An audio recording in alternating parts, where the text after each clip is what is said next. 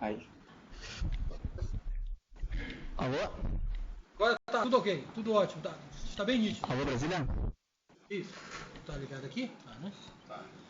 Está bem nítido Não agora. ouvimos. Está ouvindo? Alô? Porto Alegre. Alô? Tá, desculpa. Agora é. Alô, agora sim, perfeito. Agora, Perfeito. tá ouvindo? Tá. Porto Alegre, sessão judiciária. Tudo bem? Tô ouvindo. Tudo já. Ótimo. Então vamos começar a audiência? Você pode chamar Vamos lá. a senhora Dilma Rousseff, ex-presidente da República, para servir como testemunha? Perfeito. Tá.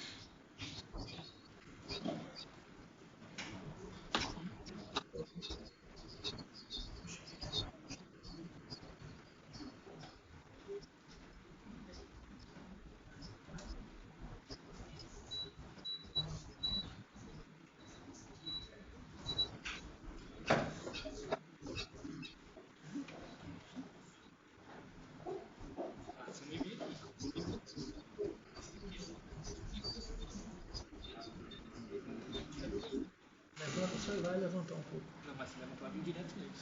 Eu botei pra baixo.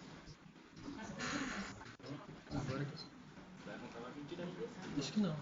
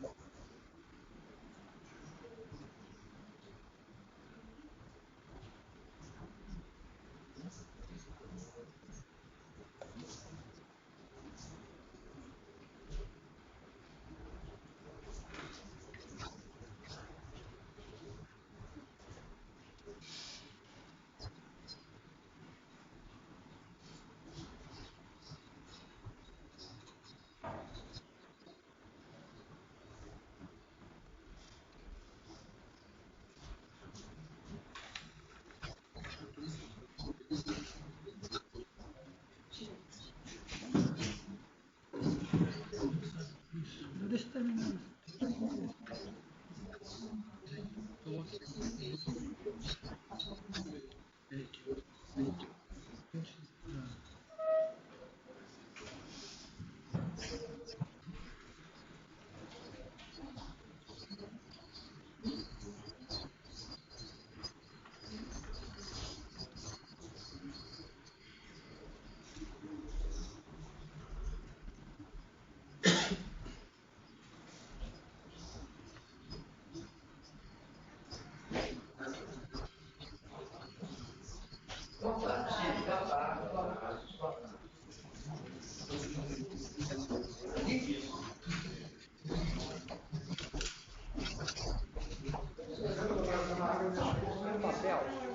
lá dentro.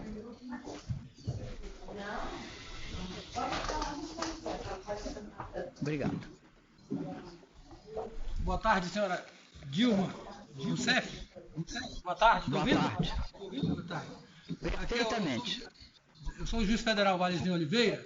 Nós estamos reunidos aqui na 10ª Vara da Justiça Federal de Brasília, juntamente com o Ministério Público Federal aqui ao lado, os advogados aqui ao lado, para ouvi-la como testemunha de um processo criminal em que foram denunciados o senhor Mauro Marcondes Machado, Cristina Maltoni Marcondes Machado, Luiz Inácio Lula da Silva, que é o ex-presidente da República, e o senhor Luiz Cláudio Lula da Silva, que consta aqui que também é o filho do senhor Luiz Inácio Lula da Silva.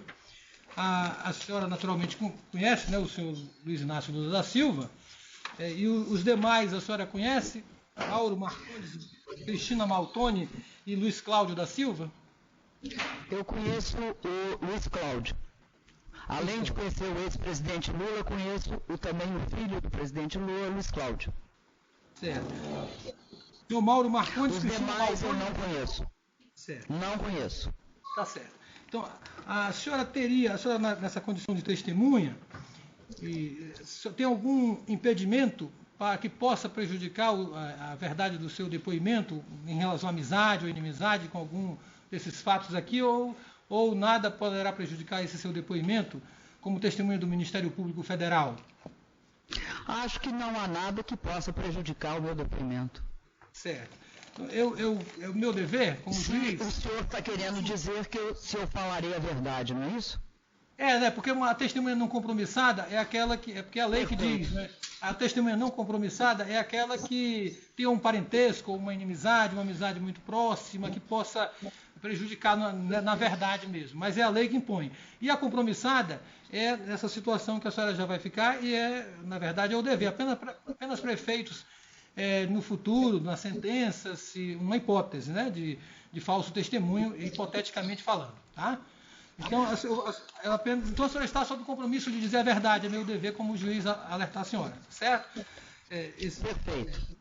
Bem, então, eu assumo o compromisso de dizer a verdade. Muito bem, senhora Dilma Rousseff. Então, os fatos aqui diz respeito a dois fatos, assim, genericamente, não sei se a senhora teve acesso à denúncia. Uma a respeito da compra dos caças, em que foi escolhido os caças suecos na sua presidência, no momento que a senhora está no seu governo, e que o Ministério Público Federal, na denúncia, aponta que poderia ter havido que poderia ter havido aí um tráfico de influência do ex-presidente Lula e que também do senhor Mauro Marcondes, Cristina Marcondes. Isso está aqui em vários trechos da denúncia e por isso que a senhora foi apontada como testemunha.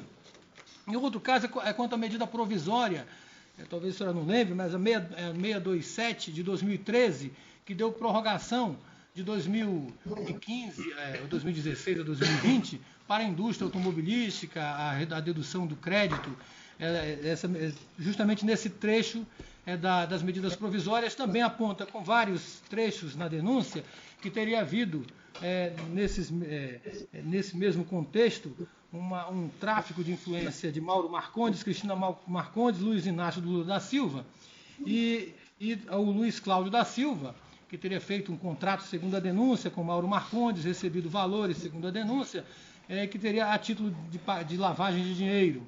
Então, eu não sei se a senhora chegou a saber ou se a senhora sabe mais ou menos desses fatos que são tratados aqui. Eu sei sim. Certo. Eu vou passar a palavra Certo. Eu sei dos fatos relativos à compra do Gripen, porque eu autorizei, e sei também sobre a medida provisória 627, porque eu assinei. Muito bem, senhora presidente. Ex-presidente, eu vou passar a palavra ao procurador da República, do Ministério Público Federal. Como a senhora foi testemunha apontada por ele vai começar.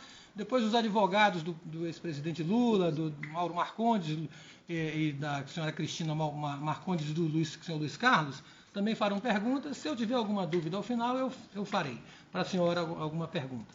Doutor Anselmo Henrique, por favor. Boa tarde, senhora ex-presidente. Muito boa tarde.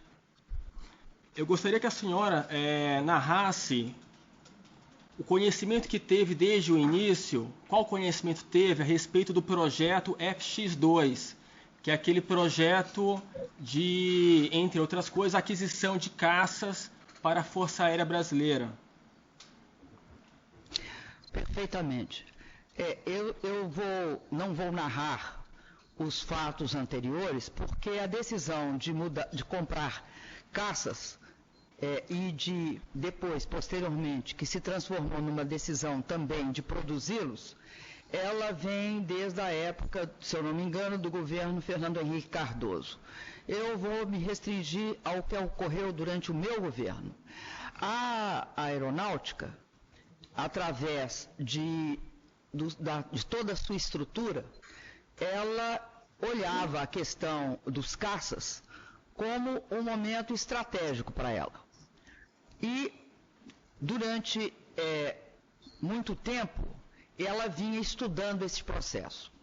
Houve um processo seletivo e se acabou desaguando em 3 hipóteses: a compra de aviões dos Estados Unidos, a compra de aviões da França ou a compra do avião sueco. Quais eram os critérios que foram colocados na mesa pelos estudos da aeronáutica, bastante complexos, que envolveu uma avaliação muito extensa, porque implicava em avaliar 3 critérios. Primeiro critério era o critério propriamente da substituição dos caças e do melhor caça a ser comprado. Então tinha um critério do valor da compra. O segundo critério era o valor da manutenção dos referidos caças. E um terceiro critério que interessava, sobretudo, a aeronáutica, era a questão da transferência de tecnologia. Cada um desses 3 que já estavam pré-selecionados, no momento anterior, eles envolviam uma discussão sobre essas 3 características, além de, obviamente, de toda a parte tecnológica, de toda a parte da atualidade desses caças, no sentido de substituir os Mirage, porque se tratava do vencimento dos prazos dos Mirages, o que, caso não se tomasse a decisão, colocaria o Brasil com um problema de cobertura em toda a sua seu território, na medida que esses caças eram fundamentais também para a questão da proteção do espaço aéreo. Então, a aeronáutica fez os estudos. Esses estudos nós acompanhamos. Eles implicavam em avaliações várias. No caso dos Estados Unidos, o que acontece? Os Estados Unidos é o maior consumidor de jatos de última geração do mundo. Por quê? Porque são uma grande potência mundial e, portanto, consomem muito mais caças do que qualquer outro país do mundo. Assim sendo, os caças tinham um preço bastante acessível. A manutenção também era acessível. Tinha um problema quase intransponível inicialmente, que se mostrou inteiramente intransponível na sequência. Qual é o problema? O problema é que não basta alguém da administração dos Estados Unidos assinar qualquer compromisso de compra de caça. Por que não basta? Não basta o presidente ou o vice-presidente assinarem, alguém da administração. É necessário que, para transferência de tecnologia, sobretudo de tecnologia militar, haja uma decisão do parlamento, do Congresso americano, melhor dizendo. Isso significaria que qualquer compra seria só observada a posteriori. E não se tinha notícia de nenhuma transferência de tecnologia de acordo com a aeronáutica, de nenhuma acordo de transferência de tecnologia militar aprovado pelo Congresso americano por razões óbvias. Trata-se de tecnologia militar. Então, este aspecto pesava contra os FX americanos. Só que isso foi totalmente ficando cada vez mais claro ao longo do processo, que começa em 2011, se aprofunda em 2012 e converge para uma decisão em 2013. Já a questão do Rafale, do avião francês, o preço não era tão discrepante do americano. Era um pouco maior. Eles transferiam tecnologia, era um atrativo. Mas qual era o problema do Rafale? O problema do Rafale é que o custo de manutenção do Rafale era extremamente elevado, que, aliás, é uma estratégia de muitas empresas ou de muitas ofertas internacionais. Você baixa o preço de venda e eleva o preço de manutenção. Mas eles aceitavam a transferência de tecnologia. Então, em relação ao FX dos Estados Unidos, eles tinham uma vantagem.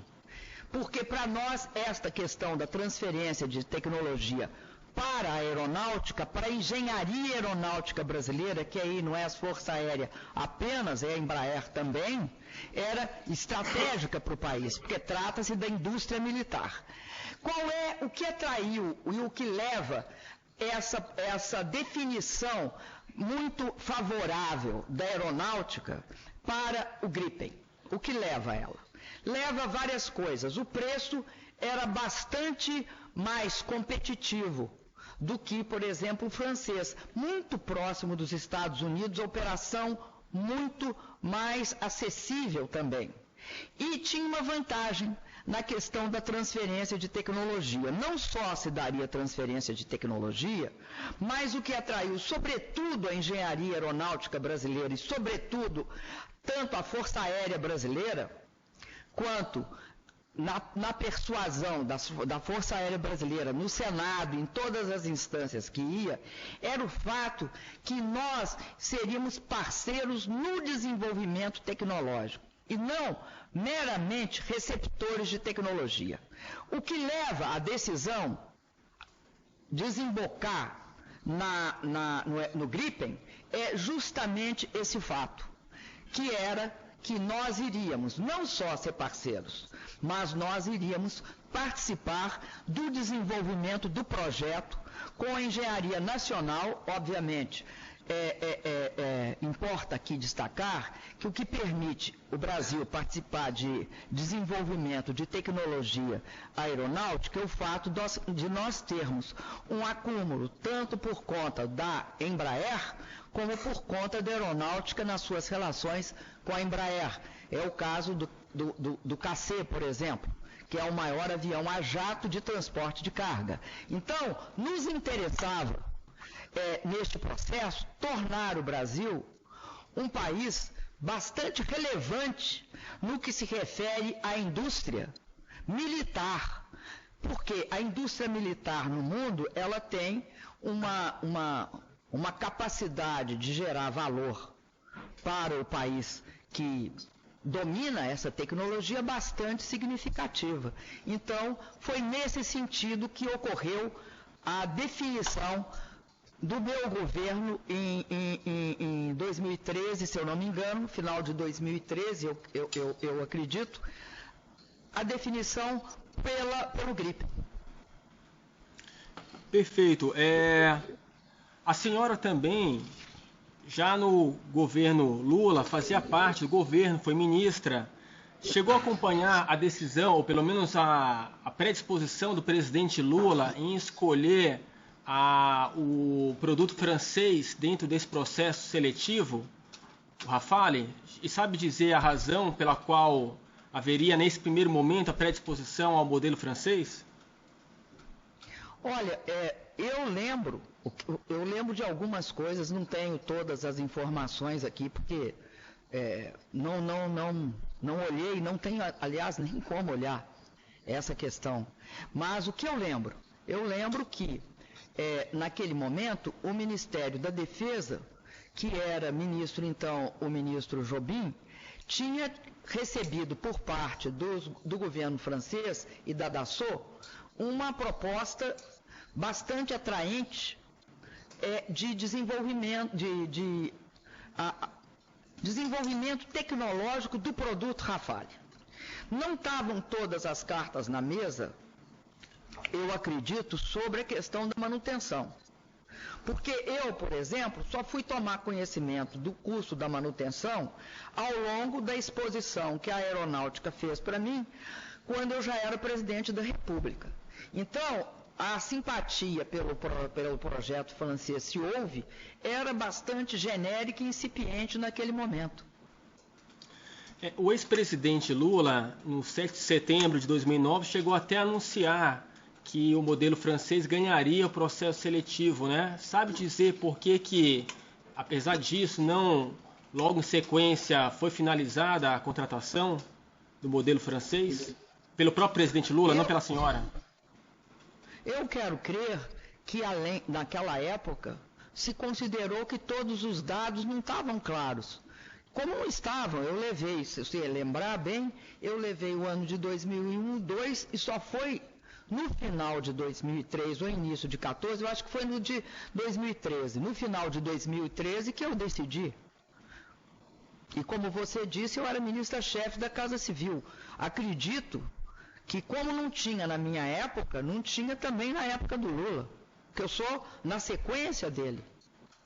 Certo. A senhora sabe, durante já o seu mandato, na imprensa se disse muito de que em algum momento, ali em 2011, 12, o modelo americano, né, da Boeing chegou a ter a predileção do governo brasileiro, até que surgiu aquele episódio de Snowden mostrando dos perigos de exposição de informações em equipamentos militares a um país como os Estados Unidos.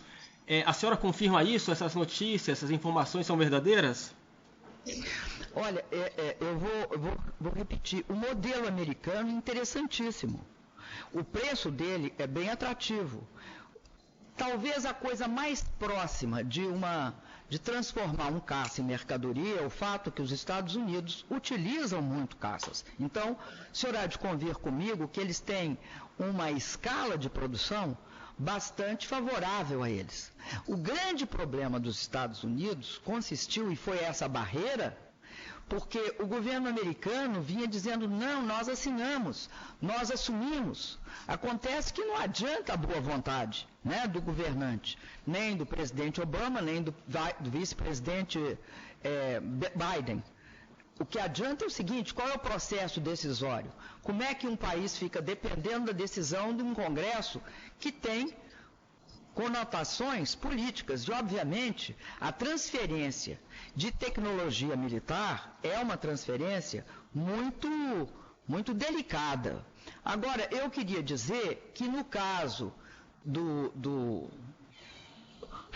grampo do Snowden, não só no governo brasileiro, né, mas também na Petrobras e também no caso da própria Alemanha, aliás, o Brasil e a Alemanha entraram juntos na questão dessa discussão na ONU. Nós entramos fazendo a denúncia, exigindo um processo de acompanhamento, o Brasil e a Alemanha. Praticamente eu e a chanceler Angela Merkel.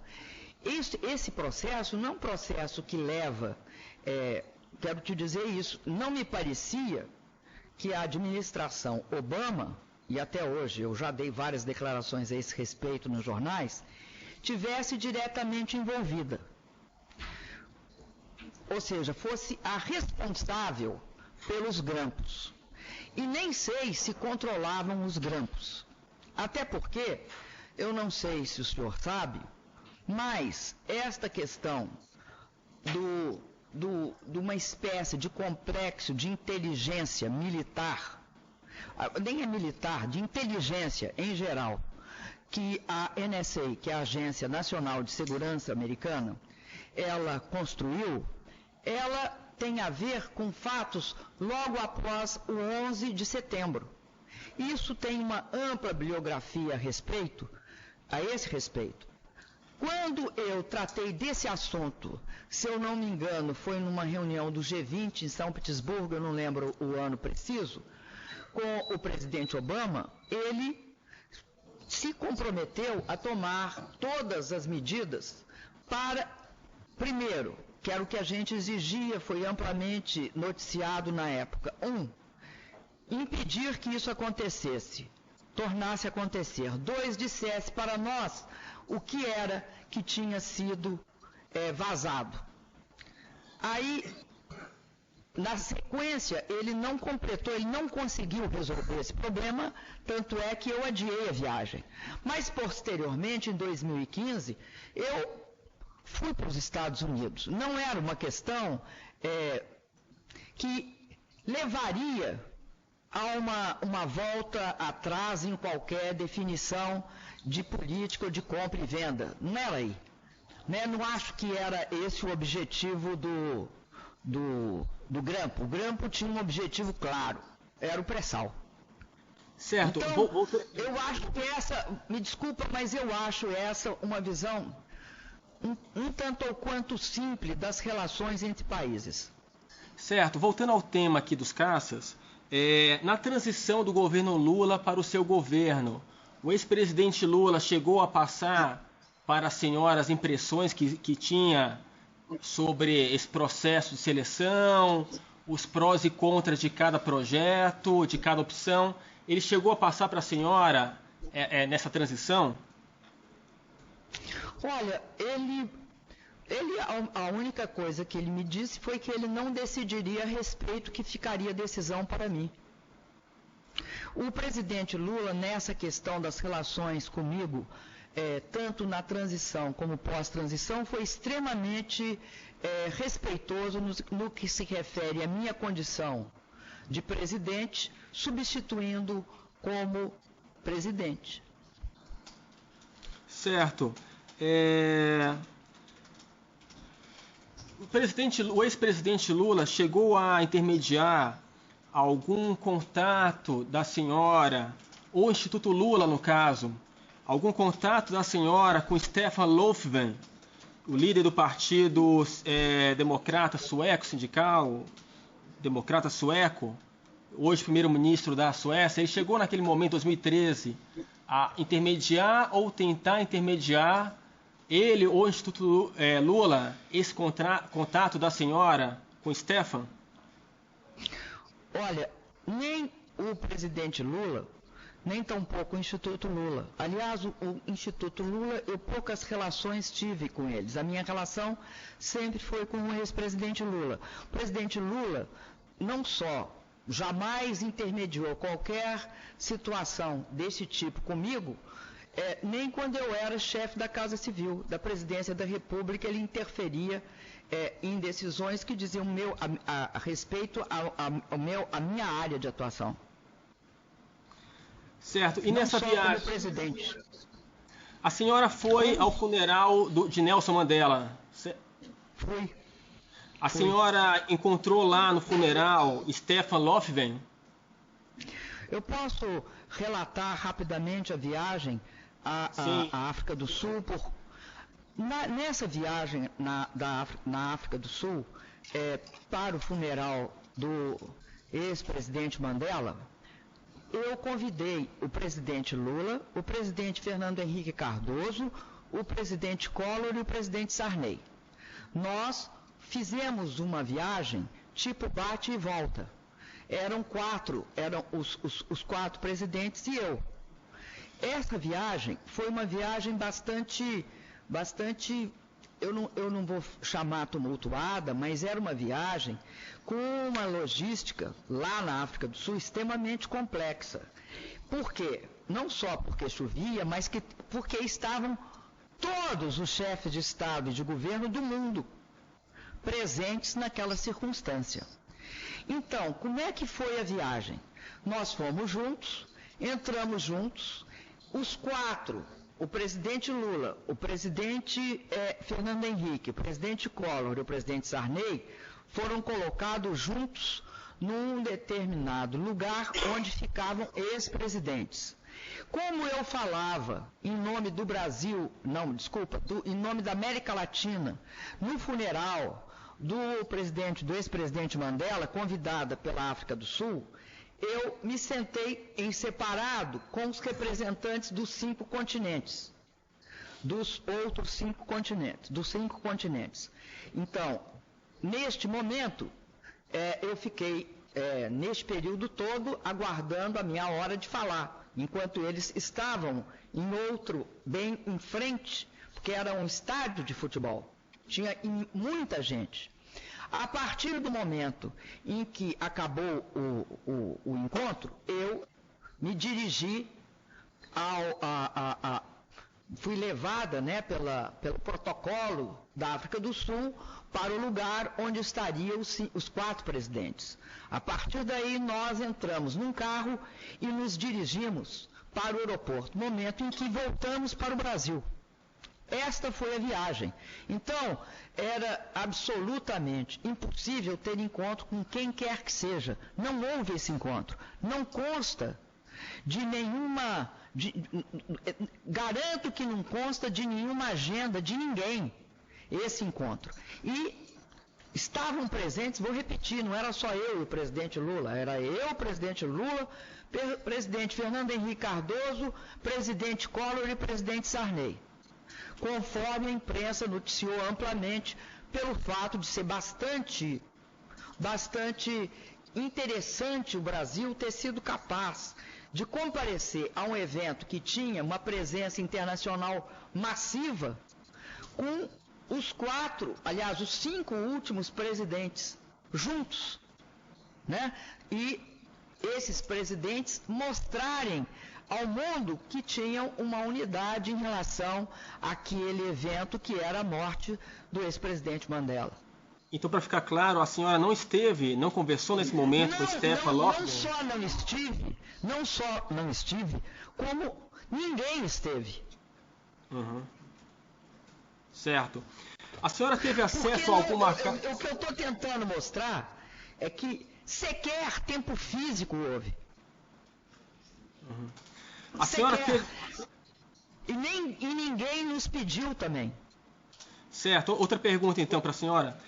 Senhora ex-presidente Dilma, a senhora teve acesso a alguma carta assinada por Mauro Marcondes ou por Marcos Wallenberg, diretor da SAAB, apresentando a proposta da SAAB? Olha, eu não jamais tinha ouvido falar desses 2 Marcondes. Nunca ouvi falar outro nome, parece Marcondes, mas não é Marcondes, né? Maltônio. Eu nunca tinha ouvido falar deles. E o senhor Wallenberg, eu pouco conheci. A única vez que soube da existência dele foi quando nós discutimos com eles as condições do empréstimo, dos quais nós discordamos. E houve um momento bastante delicado em que a gente não queria assinar com a taxa de juros que eles propunham. Foi só o conhecimento que eu tive dele. E acabamos definindo uma taxa de juros mais adequada.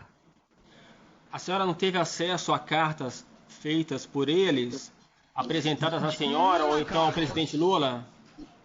Nunca eu recebi carta de ninguém sobre este assunto ou qualquer outro que dissesse respeito à compra dos Gripen. Certo. A senhora sabia que a SAAB, dentro do seu projeto, da sua, digamos assim, da sua oferta, né, colocou também projetos em São Bernardo do Campo como atrativo para a proposta dela em face das demais? A senhora sabia desse fato? Chegou a se atentar para isso? Não tive conhecimento desse fato. E quero te dizer que ele era irrelevante. Uhum. Certo. Sobre o outro tema que objeto a ação penal, a MP 627. Essa MP, ela tinha diversos temas, diversas, digamos assim, normas ali colocadas de origem tributária, de conteúdo tributário. E na tramitação que houve no Congresso Nacional, entre aspas, alguns jabutis acabaram sendo introduzidos. Um deles no artigo que era 100, depois virou 102 da MP, o senhor ex-deputado federal Eduardo Cunha colocou uma norma relativa à prorrogação até 2020 de incentivos fiscais decorrentes da apuração do crédito presumido definido na Lei 9823, beneficiando algumas montadoras. Esse dispositivo não constava na MP que a senhora apresentou ao Congresso Nacional e decorreu de emenda ali colocada. A senhora se recorda desse fato? Eu me recordo da MP 627, que depois virou lei de conversão, que eu não lembro o número, mas eu me recordo dela perfeitamente e vou explicar para o senhor por quê. Porque ali nós temos uma pré-estreia do que veio a ser conhecido depois, denominado pela imprensa como pautas-bomba. Então, eu vou explicar em que consistiam as pautas-bombas. Nós mandamos uma MP ao Congresso. Qual era o objetivo dessa MP? Resolver alguns problemas de não pagamentos de impostos relativos a algumas ações. Então, era uma MP que era para aumentar impostos. Basicamente, para tributar os lucros obtidos no exterior por empresas brasileiras internacionalizadas. Lá quando a MP sai do Palácio e vai para o Congresso, ela recebe, ela recebe uma razoável quantidade de emendas. Em que consistiam essas emendas? Ao invés de aumentar a arrecadação, por que elas são a pré-estreia da pauta-bomba? Porque elas reduziam a arrecadação. Quais eram estas medidas? Não foi pura e simplesmente a prorrogação. Eu vou chegar na prorrogação para a indústria automobilística de benefícios fiscais. Mas era um elenco de medidas que tinham um objetivo claro: beneficiar segmentos que ia desde a OAB pedindo isenção para escritório de advocacia, que impactariam significativamente no erário, assim como os advogados, me desculpem, mas foi isso que aconteceu. Assim como também outras medidas, se eu não me engano, em relação a planos de saúde, que a própria imprensa da época, ela dizia que era que tinha maior impacto, em torno de 2 bilhões, que eram multas sobre os planos de saúde, que era para criar um teto. Também a prorrogação do refis da crise. O que acontecia? E esta medida de prorrogação para a indústria automobilística até 2020. É bom lembrar que nós estamos em 2013, esta medida ia vencer em 2015 e eles pediam para prorrogar de 15 para 20. Nós tínhamos mais ou menos, eram várias medidas, 10 delas eram extremamente importantes, com impacto direto sobre a arrecadação. E repito, elas, até hoje, eu lembro perfeitamente disso, porque foi o início do processo de uso de aprovação de medidas no parlamento para comprometer a viabilidade do governo. Bom, nós, quando constatamos que no Congresso, isso que o senhor chamou de jabutis, e aí eu explico, jabuti é porque ou o jabuti está na árvore, ou é por enchente ou mão de gente. Como não havia enchente no Congresso, era por mão de gente. O jabuti deriva desta expressão, que se eu não me engano é nordestina, é do Nordeste. E nós soubemos, e nós avaliamos, porque o governo faz uma avaliação política das medidas. Nós avaliamos o seguinte: era extremamente complexo. Por quê? Porque foi aprovado por unanimidade, foi aprovado por todos os partidos em votação simbólica. Portanto, esse conjunto de medidas, eles eram de grande impacto político para o governo. Quando eu procedi aos vetos, a observação feita por jornais da época, é possível pesquisar e olhar isso, dizia o seguinte: a presidente rompeu com sua base. Então, eu vou explicar por que nós não vetamos a medida relativa aos benefícios fiscais prorrogados até 2020 do setor automobilístico. Nós catalogamos, naquela época, as medidas em três tipos. Medida, aquelas que a gente queria aprovar, que aumentavam a arrecadação, né? As que nós tínhamos mandado. E as que afetavam ela eram muito importantes. Por exemplo, tinha um dos jabutis, versava a respeito de que o pagamento de impostos das empresas no exterior só vigiria a partir da lei, da votação da lei. E, portanto, nós perderíamos todos os processos em curso. Não era retroativo, os em curso. Isso nós vetamos no plano de saúde, nós vetamos uma série de medidas. Por quê?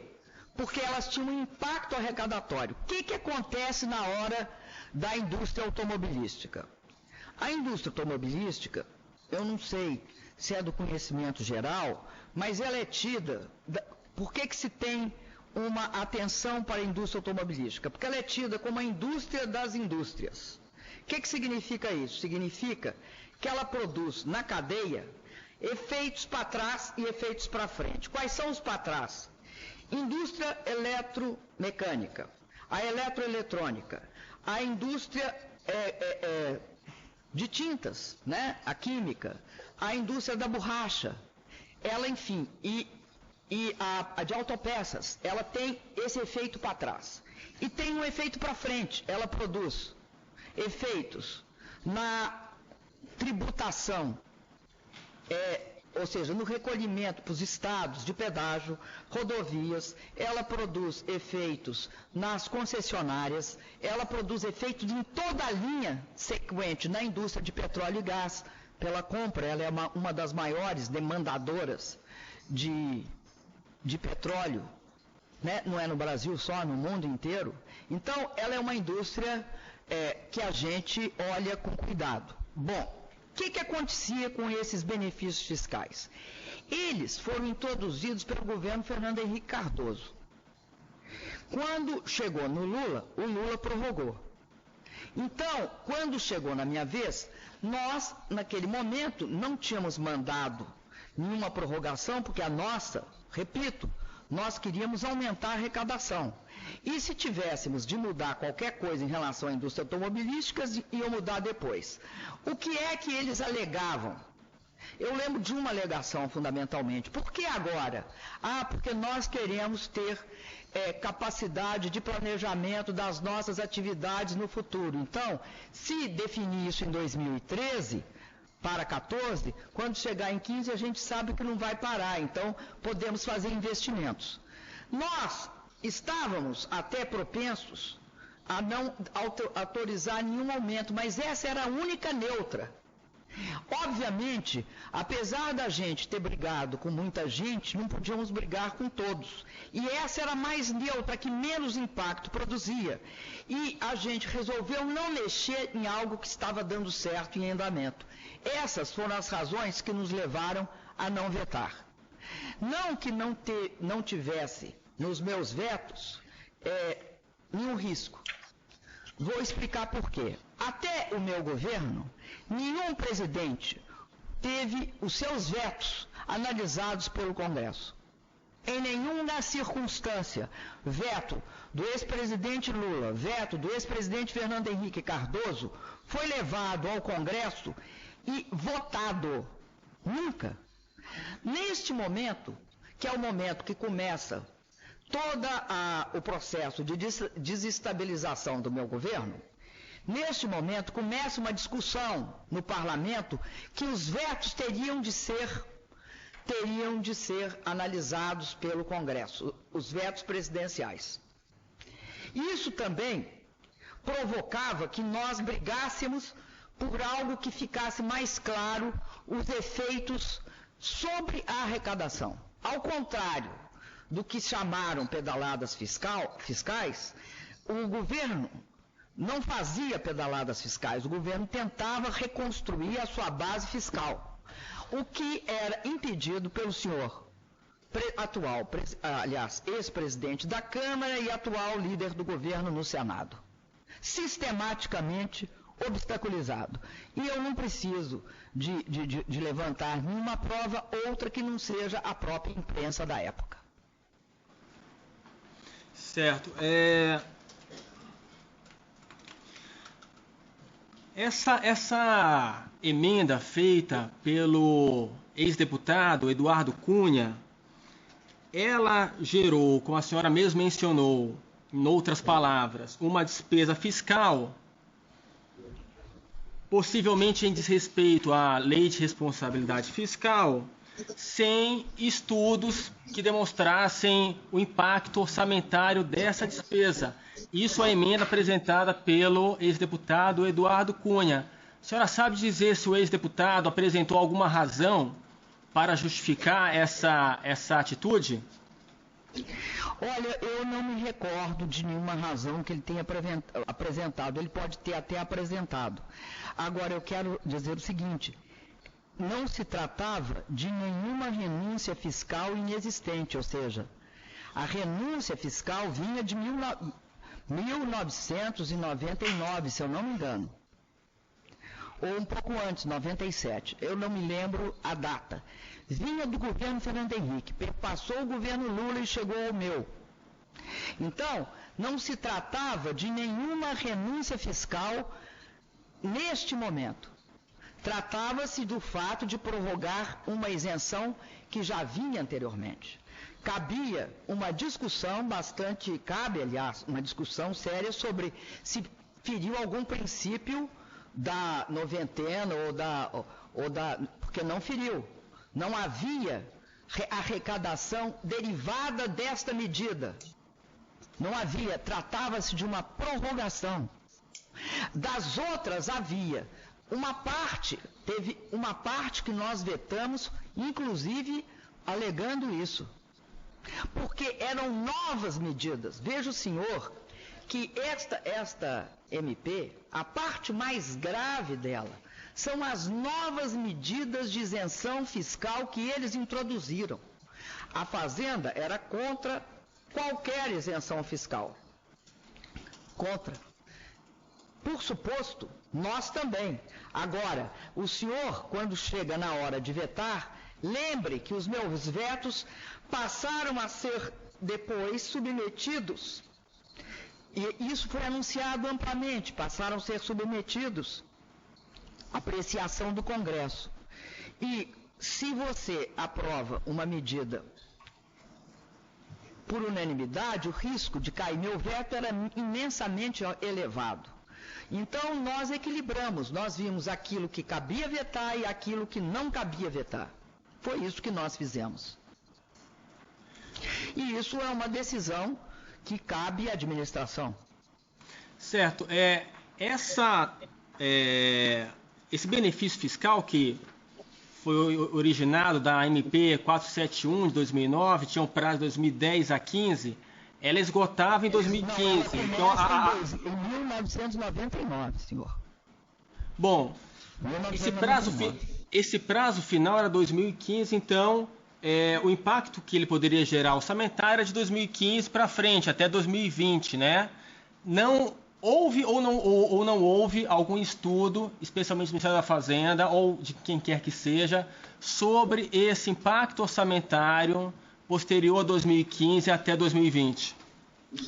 Olha, o MIDIC sempre fazia, nessas questões, uma manifestação bem clara a favor das isenções fiscais.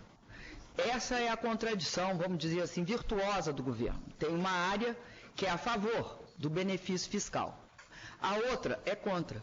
Então, é desse conflito que se chega a uma posição. E da avaliação dos efeitos políticos do veto. Mas houve algum estudo do Ministério da Fazenda a respeito disso, que desse suporte, ou do próprio Congresso Nacional? Olha, a Fazenda ia dentro do Congresso e negociava os processos. Alguns ela negociava, outros ela perdia. Neste aspecto, eu não sei responder para o senhor se ela fez uma análise específica sobre esse assunto, mas ela já tinha feito, porque já tinha sido prorrogado. Ela já tinha tido, porque o que ela fazia de avaliação? Ela pensava o seguinte: a manutenção dessa isenção fiscal, ela vai implicar nesse benefício fiscal, né, não era uma isenção propriamente dita, era uma redução. Ela vai implicar no aumento da arrecadação, porque isso vai aumentar a produção. Por isso que eu falei da indústria das indústrias. Para trás e para frente, eu vou ampliar minha arrecadação, porque eles vão comprar mais borracha, tinta, vou ter uma maior demanda sobre a indústria de autopeças, enfim. Eu vou arrecadar mais, porque eu vou criar um benefício fiscal para a indústria automobilística e com isso ela vai demandar mais. A Fazenda geralmente tinha essa avaliação. E, geralmente, no caso da indústria automobilística, como eu disse ao senhor, não é uma indústria qualquer, é uma indústria que tem esse papel no Brasil e sempre teve, né? Quando você quer avaliar, inclusive, como é que são as possibilidades do PIB crescer ou não, você olha muito como é que são esses fatores em relação à indústria automobilística. Então, acredito que esse fato deles terem definido a Fazenda, ela deve ter dado um parecer, o MIDIC deve ter dado um parecer sobre toda a MP. Eu não tenho acesso a isso, não posso responder para o senhor que isso eu não lembro de cabeça. Mas eu só vetava depois desse confronto. O que dizia o MIDIC, o que dizia a Fazenda e o que dizia o pessoal das relações institucionais. É só assim, o processo de veto presidencial é um processo que ele envolve essa discussão. Teria de olhar, eu não tenho acesso mais a esses arquivos, então não tenho como responder ao senhor. Certo, senhora ex-presidente, eu vou ler um trecho aqui da Folha, da página 56 da denúncia, da ação penal. Consta o seguinte: uma anotação manuscrita apreendida na MM, que é do Marcondes Maltoni, com ordem desse meritíssimo juízo, comprova a divulgação a Maciel e Rorbert, presidentes das duas montadoras, da influência de Lula como solução para os interesses dos clientes da MM. Aí na Folha, na página 57, consta aqui o bilhete que foi apreendido com ordem judicial. Consta o seguinte: Maciel e mais ou menos um resumo, talvez, que alguém fez de alguma reunião, né? Alguma anotação pessoal. Consta o seguinte: Maciel e Robert, embaixo, MF com problemas. Aí escrito embaixo Maciel. Depois, parecer Hamilton Dias de Souza. E logo abaixo, LL Barbudo só perdeu 40H por causa que ele estaria. Embaixo, MM-executivo. Embaixo, trio, artigo 100. E logo abaixo consta o seguinte: Fazenda não quer fazer. Só vai fazer se o LL mandar fazer. Então, a Polícia Federal interpretou Fazenda não quer fazer como uma resistência do Ministério da Fazenda em aceitar esse, entre aspas, jabuti colocado por Eduardo Cunha.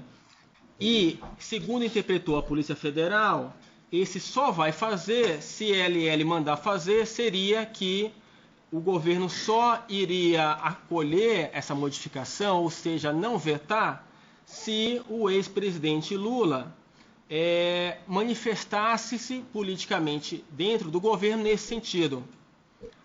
Como é que a senhora interpreta essa conclusão e essa anotação feita e obtida por ordem judicial? Olha, eu acho que tem nisso uma... Não é cabível, né? Sabe sobre o fato. Tira a palavra da interpretação, né? Vamos colocar como o que a senhora sabe sobre isso?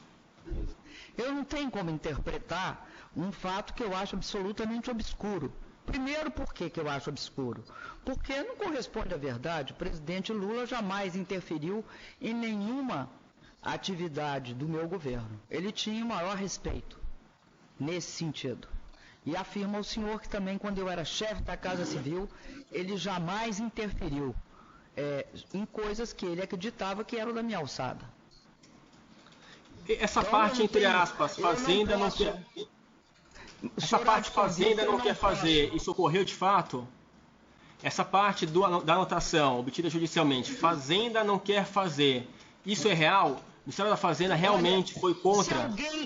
Se alguém queria enganar alguém, era simples. Era só fazer o seguinte, falar a fazenda não quer fazer.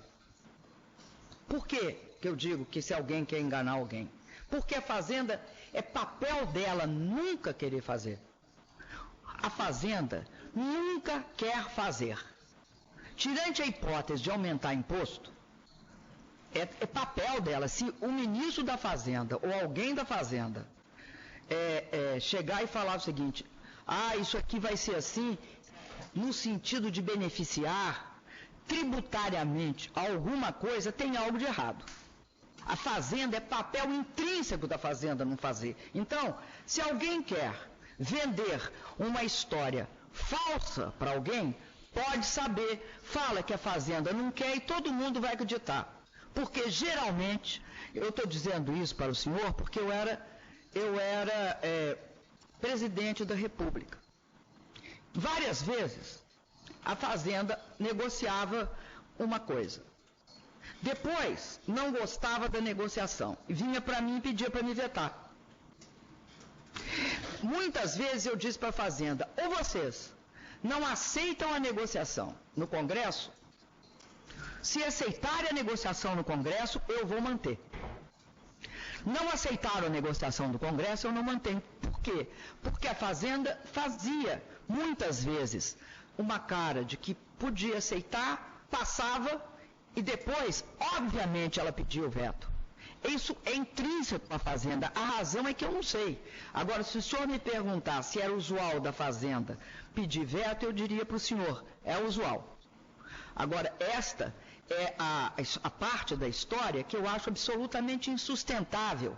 A Fazenda jamais, tirante o que ela mandou para o Congresso, a base de negociação dela a respeito é muito estreita.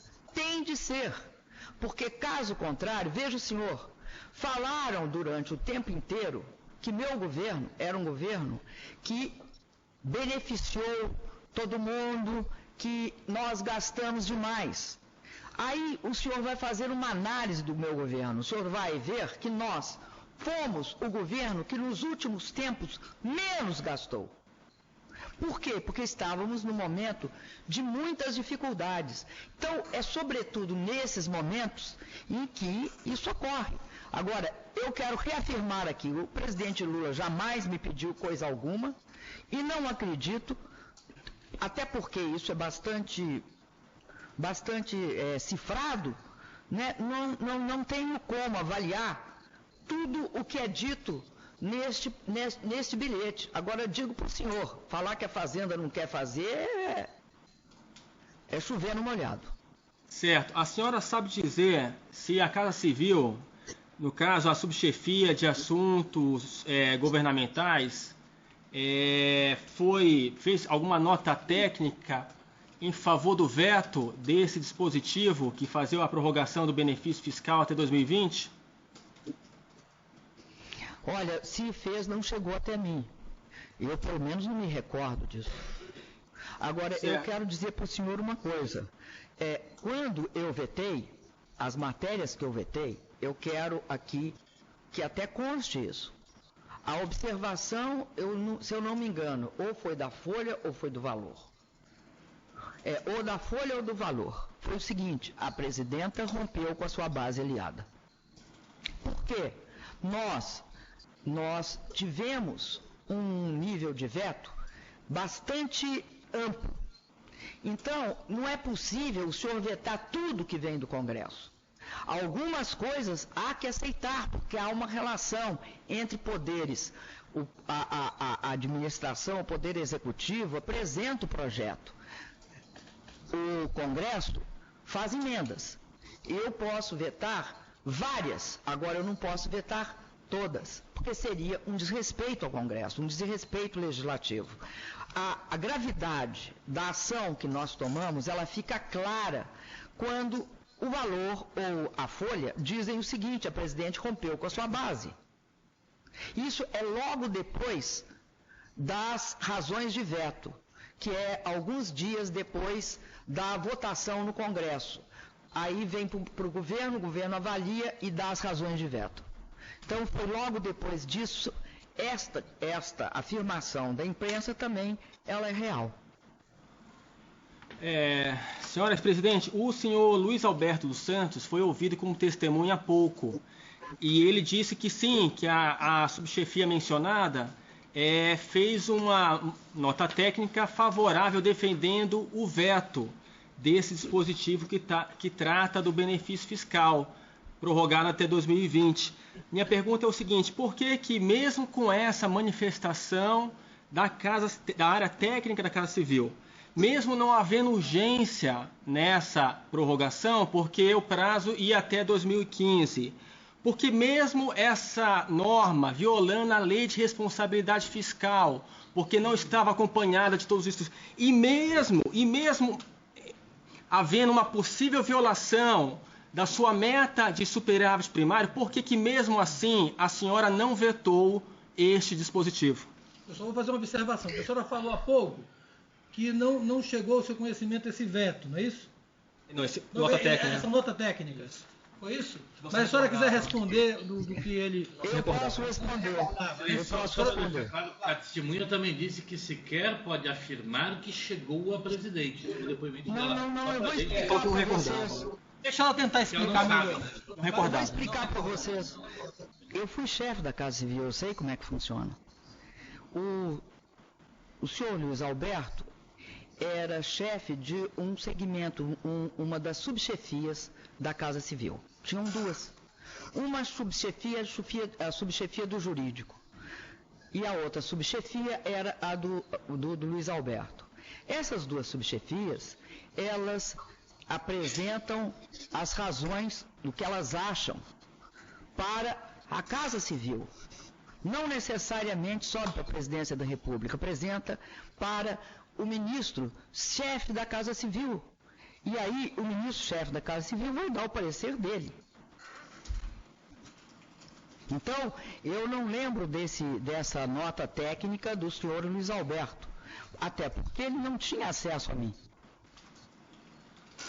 Sim, mas por que mesmo com esses 4 pontos negativos que eu mencionei, a senhora não vetou? Por que a senhora não vetou esse dispositivo? Eu não concordo aqui. Ela está chegando. Não, mas eu quero saber por que ela não vetou, independentemente de estar ou não na nota técnica. A senhora, presidente da República, poderia ter vetado esse dispositivo. Poderia ter vetado alegando a falta de urgência, porque ia até 2015, falta de urgência na MP. Poderia ter vetado por conta da meta de superávit. Poderia ter vetado por respeito à lei de responsabilidade fiscal. Mas por que ela não vetou? Eu acho que ela explicou já. Eu queria esclarecer. Vocês poderiam deixar eu esclarecer? Pode esclarecer. Ela quer responder a sua pergunta. Exatamente, pode deixar. Me desculpa, mas tem perguntas que são absurdas. A meta do superávit é anual. Justamente pelo senhor dizer que a meta do superávit estava violada, eu não sei como. Porque em 2013 vigia a prorrogação. Vigia a prorrogação em 2013, não teve nenhuma violação à meta do superávit. Porque a lei autorizava que em 2013 não houvesse a cobrança desses impostos. Então, essa pergunta, ela não tem a menor base técnica, porque até onde vige a lei de responsabilidade fiscal, lei de responsabilidade fiscal a respeito de orçamento diz respeito ao ano, não diz respeito a 2015. Podia dizer o seguinte, mas a parte que o senhor está perguntando, que procede, não é essa do superávit fiscal, me desculpa, porque essa não se sustenta. A que se sustenta é o senhor perguntar para mim por que eu não vetei, porque podia a prorrogação ser em 2015. Essa, a razão que o senhor me pergunta, procede. Então, eu quero responder essa parte. E, aliás, eu acredito que eu já respondi em parte. Qual é a resposta? A resposta é a seguinte. Veja o senhor. Eu tinha uma lei que era para cobrar imposto de empresas brasileiras no exterior. Daí vinha o grosso da arrecadação. Esta parte da arrecadação era significativa. E é quanto a essa parte da arrecadação que se deu o maior confronto. Era isto que estava em questão na Câmara Federal, que mobilizou os deputados que eram contrários, que explica por que este projeto, ao ser emendado e beneficiando todos aqueles que não teriam pagamento de imposto no exterior cobrado, levou a que o Congresso votasse simbolicamente por unanimidade, porque beneficiava a isenção disso, a diminuição disso beneficiaria de forma efetiva todas as empresas brasileiras internacionalizadas. A gente não queria prejudicá-las. O que a gente queria é que eles não pagassem imposto só no exterior, que eles pagassem para o Brasil também. Era isso que nós queríamos. Esta é a questão central dessa medida. Era uma medida de ampliação da arrecadação. Se fala em ampliação da arrecadação para superávit primário, o impacto dela seria 2014, para o superávit primário de 2014, quantificado em 14. O que eles fizeram?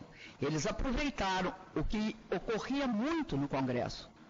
Um dos grandes problemas de atrito que eu tive com a base do meu governo no Congresso foi que a gente tinha de impedir que isso ocorresse.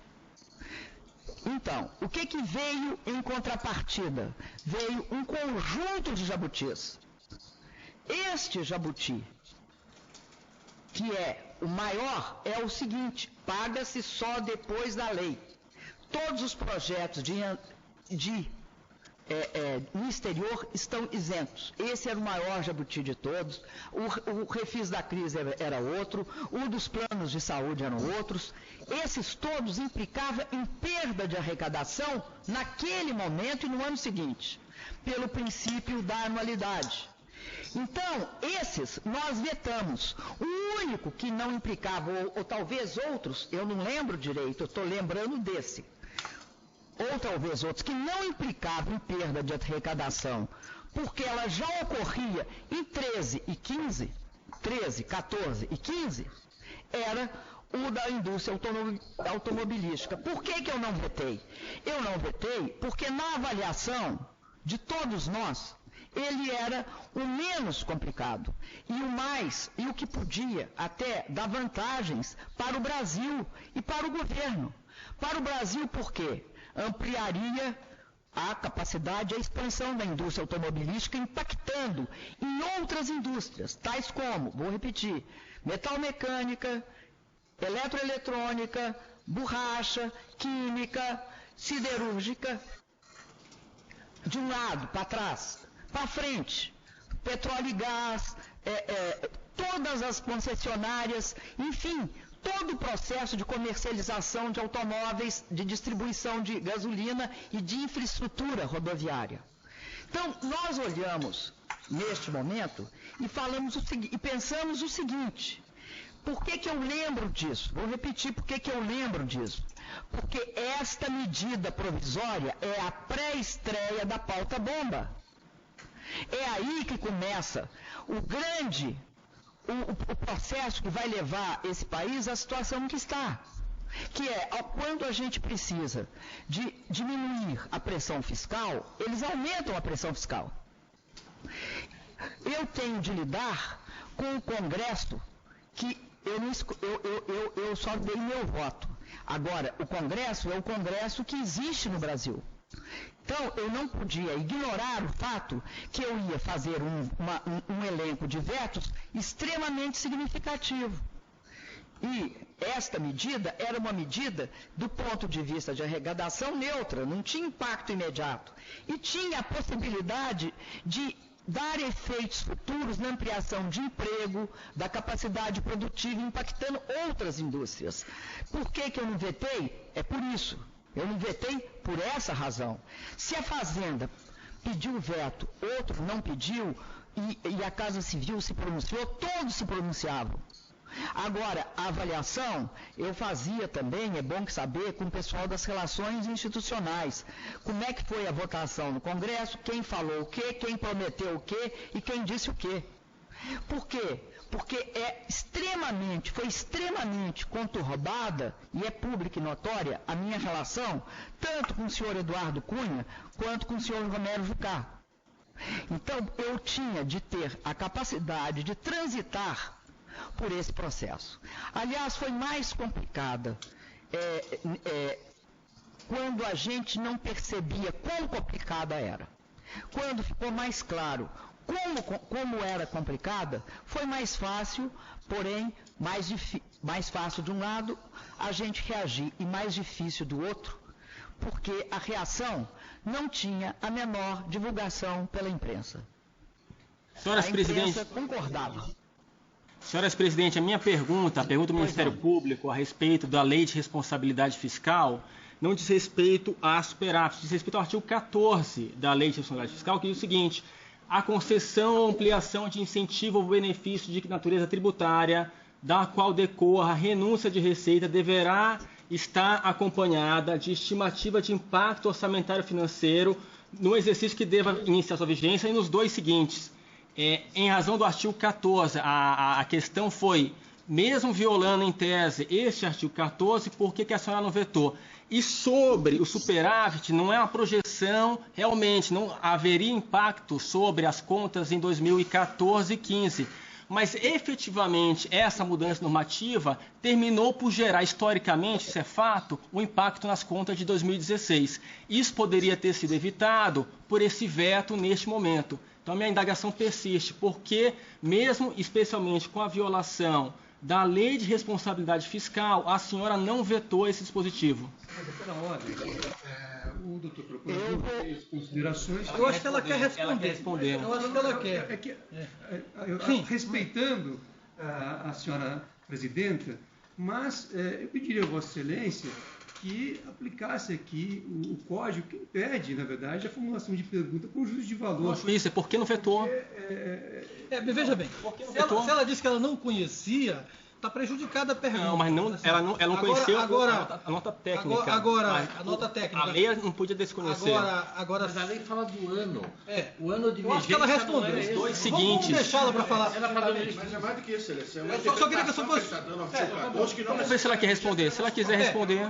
A senhora quiser responder sucintamente, como eu estou assim, aceitando um pouco as objeções da defesa aqui, no sentido de que ele colocou, citou o artigo de lei, o Ministério Público e tal, e colocou quase que um juízo de valor para a senhora. E aí eu queria que se a senhora for responder sucintamente, mais assim, sem a necessidade de responder exatamente a pergunta que ele fez. Olha, eu gostaria de responder a parte que diz respeito a 2016. Eu acredito que é um absurdo afirmar que a situação fiscal de 2016 se deve ao que ocorreu em 2013. A situação fiscal em 2016 se deve a tudo que aconteceu em 2015, em que tem alguns processos de aumento, inclusive da própria Previdência Social, que levou a um processo sem solução para o país. E, o senhor me desculpe, mas eu não concordo com o fato de atribuir qualquer coisa ocorrida em 13 como repercussão para a crise fiscal de 2016. Acho que isso não se sustenta nem do ponto de vista macroeconômico, nem do ponto de vista fiscal. Senhora Presidente, eu não tenho mais perguntas e agradeço por seu depoimento. Passar a palavra à defesa, podemos começar, doutor Cristiano Zani. Boa tarde, senhora presidenta. Acho que eu dou aqui, esse aqui. Agora vai ser só. Esqueçam agora. Perfeito. Mais uma vez, boa tarde, senhora presidenta. Boa tarde. A senhora já deixou claro que o ex-presidente Lula sempre respeitou as suas atribuições funcionais, desde a época que a senhora era ministra e, evidentemente, a época em que a senhora era presidenta. Eu pergunto a Vossa Excelência se, durante o convívio com o ex-presidente Lula, durante os 8 anos do governo dele, e posteriormente, tendo mantido relações com o ex-presidente Lula, se a senhora presenciou ou teve notícia de qualquer comportamento indevido ou ilícito do ex-presidente Lula, ou ainda, se algum comportamento sugeriu o recebimento ou pedido de vantagem indevida a pretexto de interferir em ato de funcionário público. Eu posso responder com rotundo não. O presidente Lula jamais interferiu no meu governo e, repito, quando eu era ministra-chefe da Casa Civil, o presidente Lula também não interferiu nas minhas atribuições. Muito menos quando eu era presidente da República. Certo. E a senhora não teve... Não tenho conhecimento que ele alguma vez tenha feito isso. Aliás, o presidente Lula é extremamente respeitoso. Tá certo. Eu agradeço, Vossa Excelência. Nenhuma pergunta, Excelência. Eu vou fazer 3 perguntas bem sucintas para a senhora, só porque para a gente se concentrar no fato. Se a senhora disser que não conhece nada, a senhora não precisa responder, porque é o cerne da questão aqui, porque o que está acusando aqui o presidente Lula é de tráfico de influência, de ele teria, colocar, me situar sem fazer um juízo de valor aqui, tá? Na denúncia, que em tese houve aprovação daquilo que a senhora já falou, respondeu dos caças, e que houve, e essa aprovação dos casos teria havido um contato com a SAAB, com o senhor Mauro Marcondes, né? E esse Mauro Marcondes, como houve umas provas buscadas lá com ele, ele teria feito contato com o presidente Lula, e aí envolveria aí esse crime de tráfico de influências. Tem uma prova aqui que o Ministério Público começou a fazer a pergunta, eu acho, doutor, até está na página 56 do Ministério Público 57, aqui continua, porque ele só falou aqui do Ministério da Fazenda. Se eu estiver errado, pode ser eu acho que está na íntegra, essa mesma. Isso. Está na íntegra.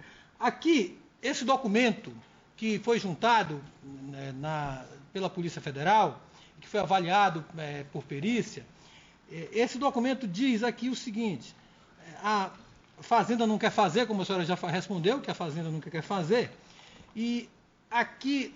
Isso é sobre o artigo 100, que é o artigo 102 dessa renúncia fiscal da CAOA, que é uma empresa interessada, uma empresa, acho que é da Fiat, né, doutor?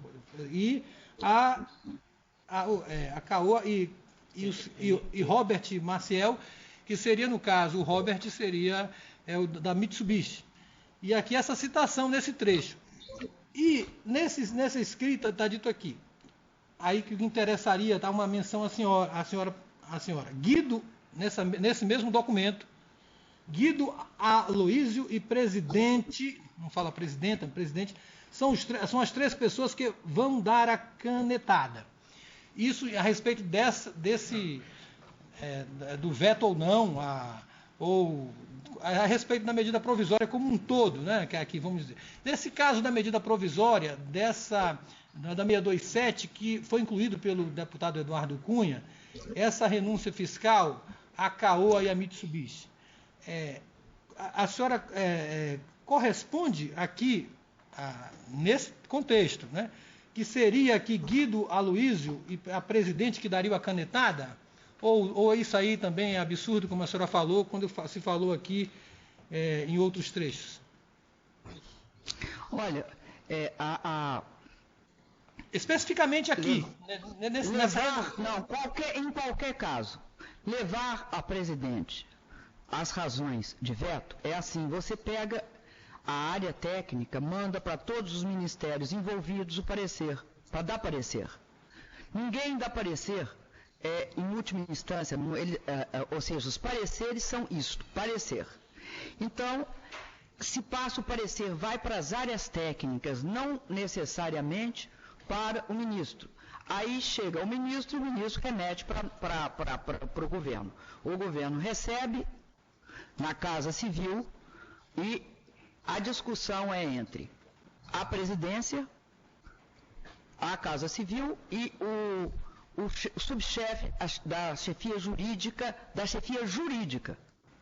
da Casa Civil comparece para discutir cada item. É assim que se ocorre. Pelo menos na nossa época era assim. Então, até isso não é muito. O ministro da Fazenda não participa, a área técnica da Fazenda participa, principalmente o pessoal que negociou, o pessoal por exemplo, quando é Receita, o pessoal da Receita, quando é de outra área a outra área, é assim que se faz. Fala também todos os ministérios envolvidos. Se se tratar de alguma questão que diz respeito ao desenvolvimento econômico, fala o MIDIC. Se se tratar de alguma questão relativa à agricultura, fala agricultura. Todos os ministérios envolvidos dão parecer jurídico, não tem um parecer jurídico só. São vários pareceres de todos aqueles envolvidos. Aí junta aquilo tudo e vai para a mesa da presidência, junto com a chefia da Casa Civil e a subchefia de jurídica da Casa Civil. Aí se faz, esqueci, e o ministro das Relações Institucionais, que é o ministro que faz a interface com o Congresso. Esses são os que participam do processo decisório final. Certo. A última pergunta, professor, se o senhor não tiver conhecimento também, porque aqui também há uma acusação contra o filho do presidente Lula, é o senhor Luiz Carlos, que a senhora disse que conhece, né? E Luiz Cláudio, então, Luiz Cláudio Lula da Silva, Luiz Cláudio.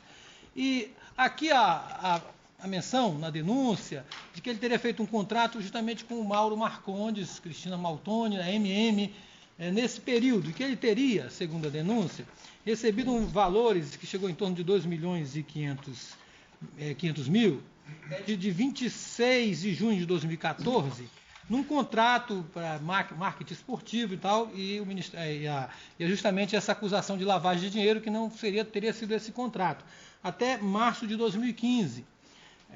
A senhora soube de alguma coisa a esse respeito? Não, senhor.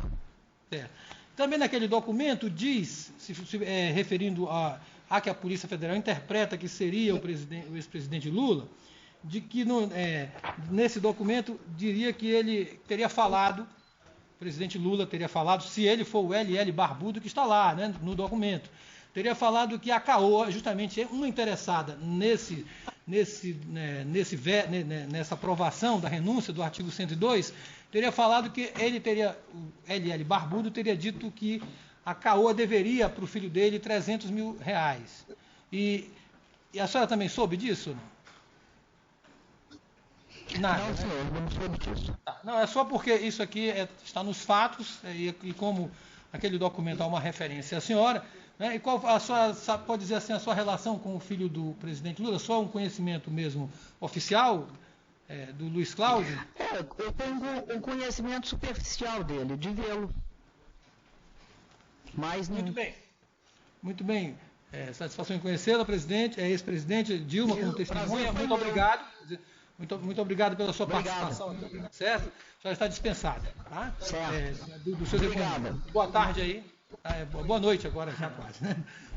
Eu agradeço à Justiça Federal de Porto Alegre e agradeço pela colaboração também para viabilizar essa audiência. Então nós vamos perder a comunicação aí.